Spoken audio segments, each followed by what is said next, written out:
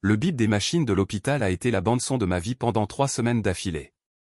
Pas vraiment la musique de fond que j'avais prévue pour mes 35 ans, mais les complications pancréatiques ne sont pas toujours faciles à gérer. Je me souviens avoir fixé les dalles du plafond. 68. Je les ai comptées à plusieurs reprises lorsque mon téléphone s'est allumé avec une alerte bancaire.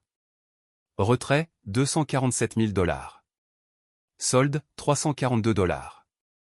J'ai cligné des yeux, pensant que la morphine me jouait des tours. J'ai plissé les yeux, ajusté mes lunettes et regardé à nouveau. Les chiffres n'ont pas bougé. Presque 250 000 en moins. Juste comme ça. Mes mains tremblaient en appelant Nathan. Directement sur la messagerie.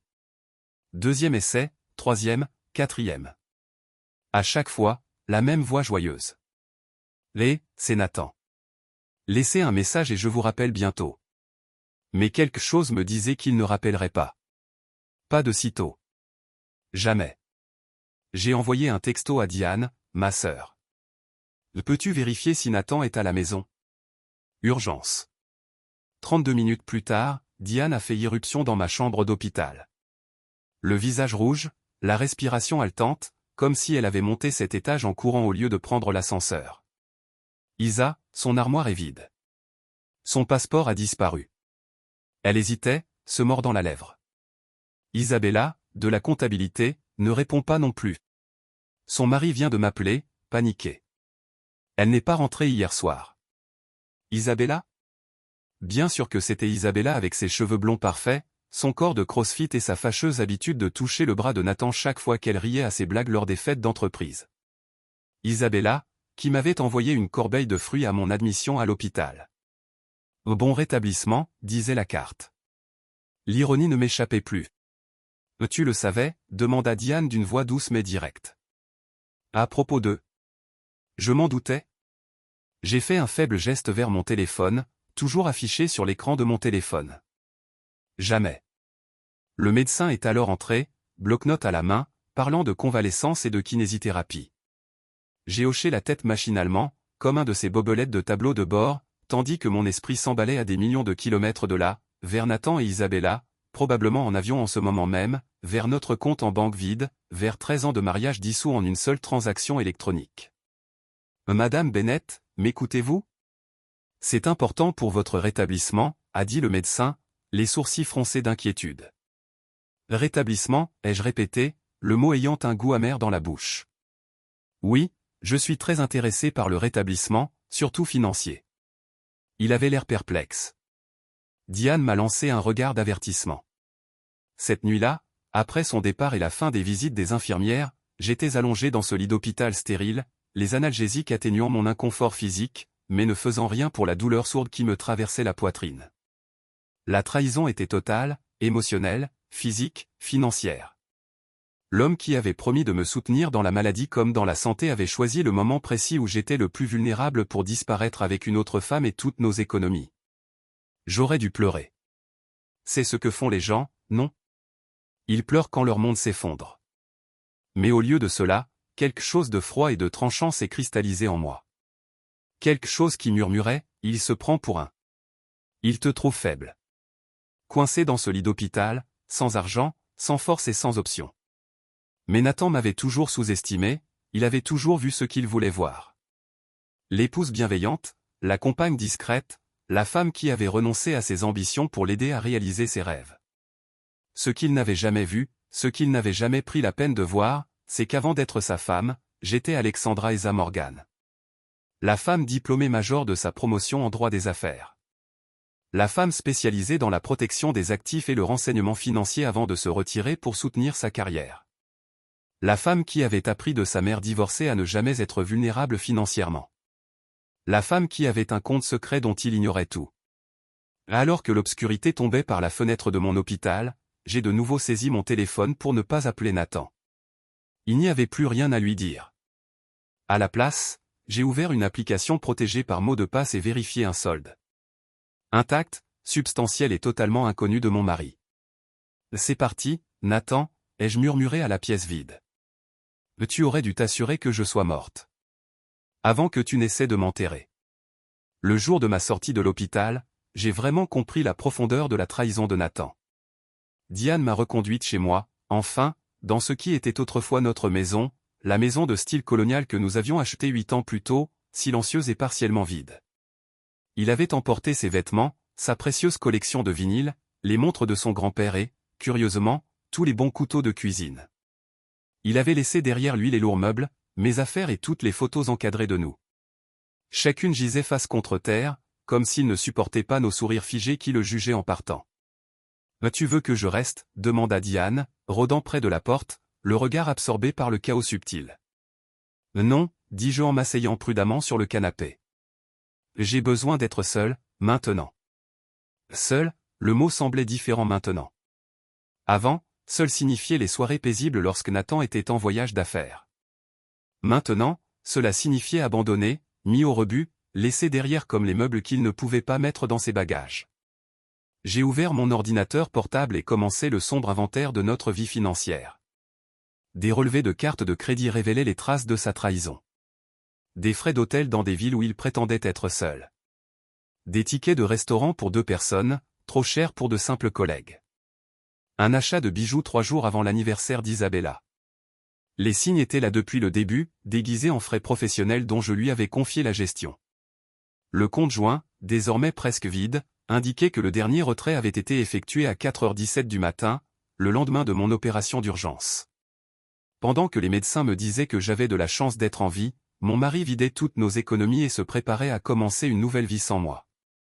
Notre portefeuille d'investissement avait été liquidé 2 semaines plus tôt. La propriété de vacances dans le Colorado était mise en vente avec des documents portant ce qui semblait être ma signature. Un faux, mais une signature valide. Mon téléphone a sonné. Numéro inconnu. « Est-ce Madame Bennett » demanda une voix d'homme. « Oui. »« Qui est-ce » ? ?»« Jonathan Reeves de Capital 1. Nous avons remarqué une activité inhabituelle sur vos comptes de crédit.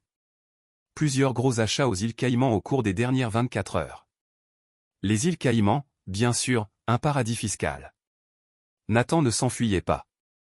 Il prévoyait de disparaître complètement. Après avoir bloqué mes cartes de crédit, je suis restée assise, stupéfaite, silencieuse, ma plaie chirurgicale battant au rythme de mon cœur. La douleur physique n'était rien comparée à la prise de conscience que l'homme que j'avais aimé pendant 13 ans avait méticuleusement planifié ma fin de vie financière pendant que je me battais pour ma vie dans un lit d'hôpital. La sonnette a retenti. J'ai ouvert et découvert un coursier avec une enveloppe. À l'intérieur, une simple page, les papiers du divorce. Pas de mots, pas d'explication, juste son nom signé en bas et une flèche autocollante indiquant où je devais signer le mien. Mon téléphone a sonné avec une notification par email de Nathan. Isa, je sais que c'est un choc, mais nous savons tous les deux que notre mariage est terminé depuis des années. Nous avons vécu des vies séparées, nous nous contentant de suivre le rythme. Isabella et moi avons trouvé quelque chose de vrai. Je n'avais pas prévu ça, mais parfois la vie prend des tournants inattendus. J'ai pris ma part de nos biens pour repartir à zéro. La maison est à toi. C'est le moins que je puisse faire. S'il te plaît, signe les papiers. C'est mieux comme ça. Ma part. Ma part. La maison avait un prêt hypothécaire qui était maintenant sous le seuil de rentabilité après la baisse du marché. Les impôts fonciers à eux seuls s'élèveraient à 12 000 $ le mois prochain. Il ne m'avait pas laissé ma part. Il m'avait laissé avec des dettes et des obligations tout en prenant tous les actifs liquides. J'ai appelé mes beaux-parents, pensant qu'ils devaient avoir de mes nouvelles avant que les rumeurs ne commencent. La mère de Nathan a répondu. « Oh, Anguille » a-t-elle dit d'une voix anormalement claire. Nathan nous a tout raconté. Nous sommes vraiment désolés pour le divorce, mais ce sont des choses qui arrivent parfois. Il a dit que vous vous êtes éloigné pendant que vous vous concentriez sur vos problèmes de santé. Problèmes de santé. J'avais été hospitalisé pour une pancréatite aiguë après des mois de symptômes inexpliqués. Des symptômes qui ont commencé, je les réalisais à peu près au moment où Nathan a commencé à rester tard au bureau avec Isabella. Il a mentionné que tu avais accepté l'arrangement financier, a ajouté son père, apparemment sur le combiné. Tu as été très raisonnable. Le déclic s'est produit. Nathan ne s'était pas contenté de voler notre argent et de s'enfuir avec Isabella. Il avait construit un récit complet, où j'étais l'épouse défaillante et maladive qui s'était gracieusement retirée pour trouver le bonheur. Un récit où j'avais accepté de rester sans le sou. Je vois, ai-je dit d'une voix étonnamment posée. Et Nathan a-t-il mentionné où lui et Isabella comptaient fonder leur nouvelle vie? Il visite des propriétés à Grand Caïman cette semaine, dit fièrement sa mère. Nathan y ouvre un cabinet de conseil. Une opportunité formidable. Après avoir raccroché, je suis resté immobile. Les papiers du divorce dans une main, mon téléphone dans l'autre. La trahison était totale. Il avait réécrit toute notre histoire, empoisonné ma relation avec sa famille et m'avait présenté comme la méchante ou l'ex-femme pitoyable dans son héroïque voyage vers un nouvel amour. Je lui ai tout donné. J'ai murmuré à la pièce vide, et il m'a rejeté comme si de rien n'était. 3 jours après mon retour de l'hôpital, je me tenais sous la douche, laissant l'eau chaude couler sur ma cicatrice chirurgicale. La guérison physique prendrait des semaines, mais je ne pouvais pas me permettre d'attendre. Mon esprit était déjà en train de comploter, de calculer, de se préparer. La plupart des gens, lorsqu'ils sont trahis, réagissent sous l'émotion. Ils crient, pleurent, supplient, menacent.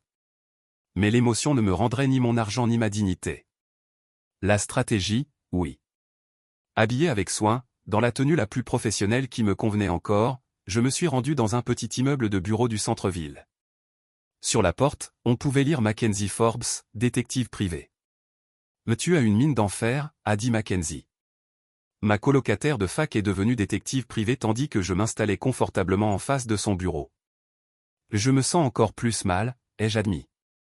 Mais j'ai besoin de ton aide. J'ai tout raconté. L'affaire, le vol, la manipulation. Mackenzie a pris des notes, le visage assombri.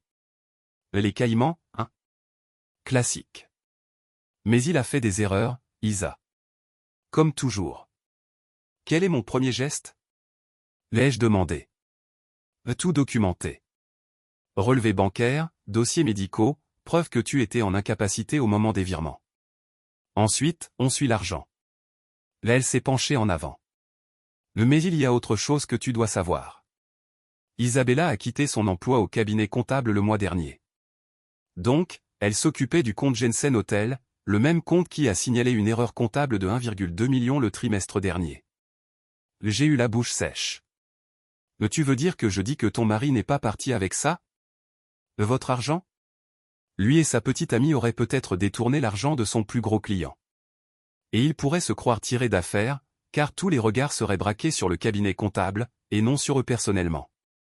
J'ai senti une première lueur d'espoir. Pouvez-vous le prouver?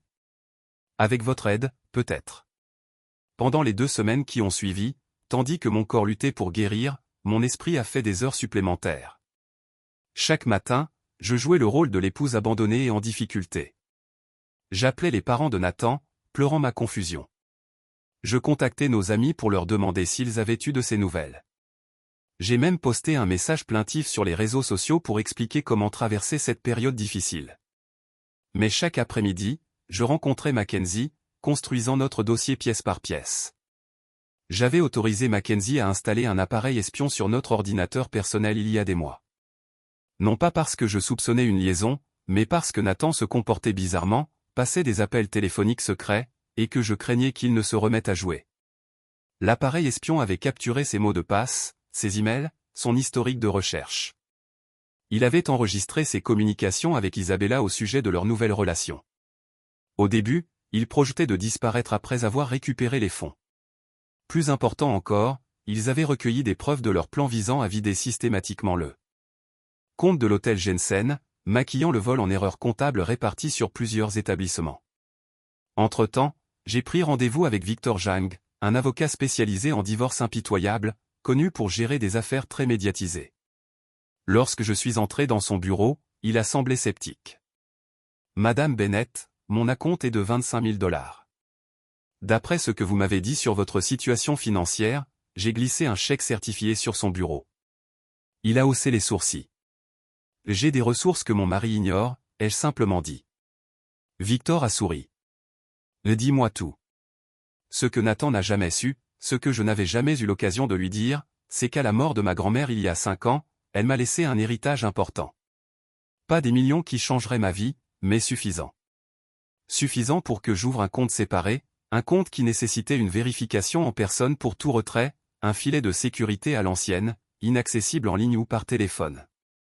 Ma grand-mère a grandi pendant la dépression, ai-je expliqué à Victor. Elle n'avait jamais fait entièrement confiance aux banques et m'avait appris à toujours avoir de l'argent de côté. Les hommes vont et viennent, disait-elle, mais une femme a besoin de son propre argent. Victor hocha la tête. Ma femme intelligente.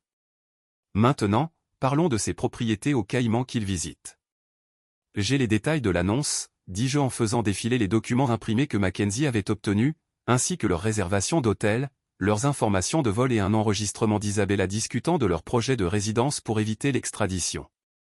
Victor me fixa du regard. Madame Bennett, la plupart de mes clients viennent me voir brisé et pris au dépourvu. Vous n'êtes ni l'un ni l'autre. J'ai été brisé, ai-je admis, pendant environ 6 heures. Puis je me suis mis en colère et maintenant je suis concentré. Ce soir-là, j'ai reçu un SMS d'un numéro inconnu. Vous avez meilleure mine que prévu pour quelqu'un qui sort de l'hôpital. J'adore la robe bleue que vous portiez chez l'avocat aujourd'hui. Il me faisait surveiller. Bien. Qu'il pense que je rencontrais juste un avocat spécialisé en divorce, que je prenais des décisions prévisibles. Qu'il me sous-estime encore une fois, ai-je répondu. Il faut qu'on parle d'eux. Les termes du divorce. Sa réponse est arrivée rapidement. Rien à discuter. Signez les papiers. Toute tentative de contestation vous coûtera plus cher que ce qu'il vous reste. J'ai souri à mon téléphone. Nathan pensait savoir exactement ce qu'il me restait. Il avait tout calculé, sauf la possibilité que j'ai toujours eu 10 coups d'avance sur lui. Le jour de ce qui aurait été notre 14e anniversaire de mariage, j'ai pris un vol pour Grand Caïman. Non pas par nostalgie ou par confrontation, mais parce que le timing et la guerre sont essentiels. Nathan et Isabella étaient sur l'île depuis 3 semaines, vivant dans le luxe au Ritz-Carlton tout en cherchant des villas.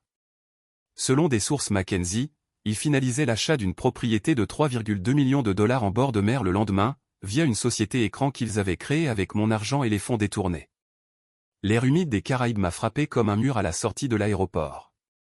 Ma cicatrice chirurgicale tirait encore douloureusement lorsque je bougeais trop vite, un rappel physique de ce qui m'avait été volé. Mais aujourd'hui, il n'était pas question de douleur.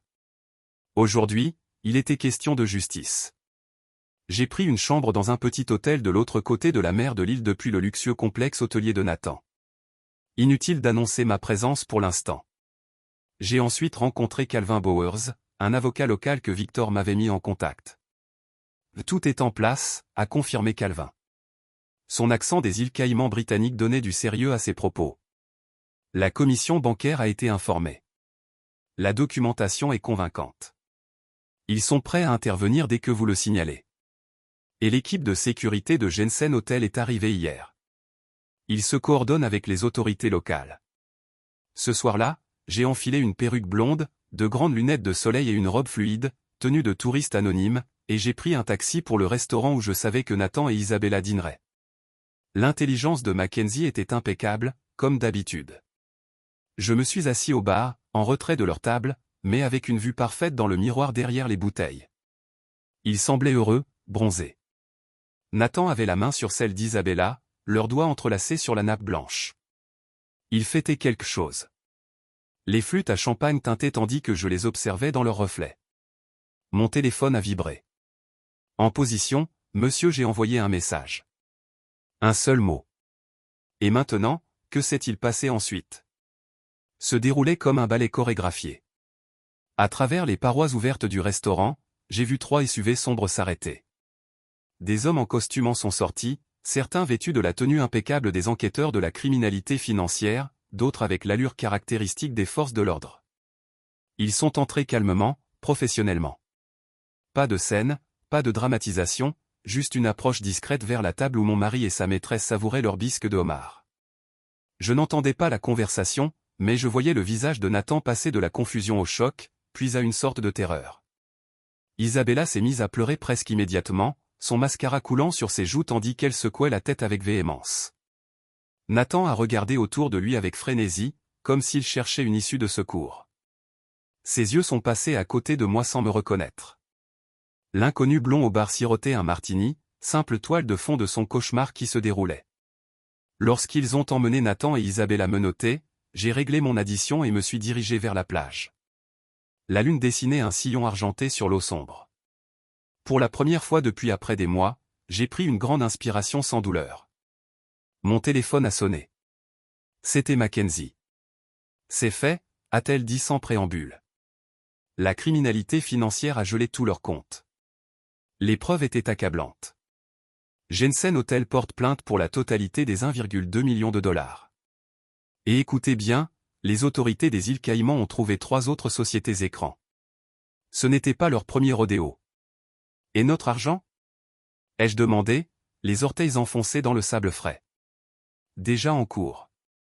Le juge a été particulièrement touché par les dossiers hospitaliers montrant que les fonds avaient été prélevés alors que vous étiez dans un état critique. Les comptes devraient être débloqués et vous être rendus sous 48 heures.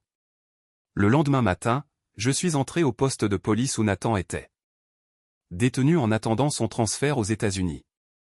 J'avais jeté la perruque, mais j'avais gardé les lunettes de soleil. Certains moments méritent une révélation dramatique. Le visage de Nathan lorsque j'ai retiré ses lunettes valait chaque centime que j'avais versé à Mackenzie.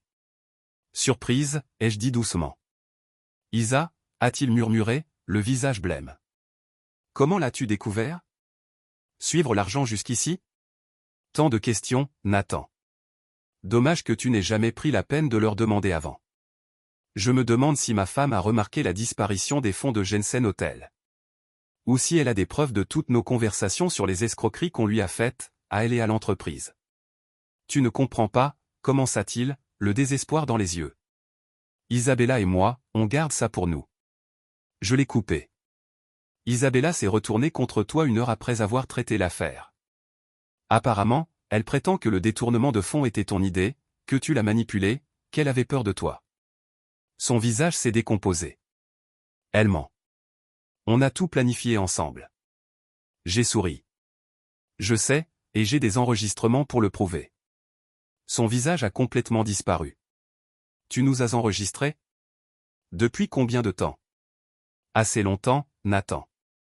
Depuis que tu as commencé à rentrer tard. Depuis que tu as commencé à cacher ton téléphone? Je ne savais pas ce que je cherchais à l'époque. Jeu d'argent, alcool, aventure. Peu importe.